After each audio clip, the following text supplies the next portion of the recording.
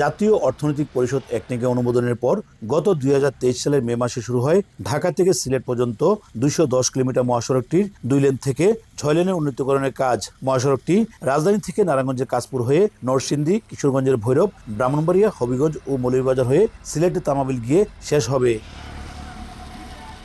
ইতিমধ্যে মহাসড়কটির ব্রাহ্মণবাড়িয়া অংশে অধিগ্রহণকৃত জমি বালু দিয়ে ভরাট করা হচ্ছে।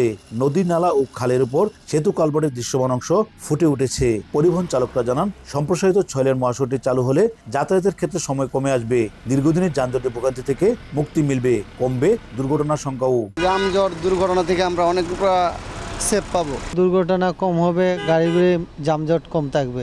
ল্যান্ড ভাগ করলে সুবিধা হবে, আপনার কোনো অ্যাক্সিডেন্টের কোনো সম্ভাবনা থাকবে কম, গাড়ির দুর্ঘটনা কম হইব, আর আমরা গাড়ি ঘোড়া চালাইতো একটু আরামে চালাইতে পারবো, যানজট থাকতো না।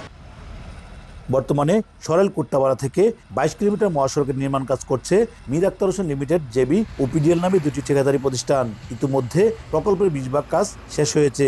ব্রিজ কালভার্টের কাজগুলো এগুলো চলমান রয়েছে এবং শেষ পর্যায়ে রয়েছে।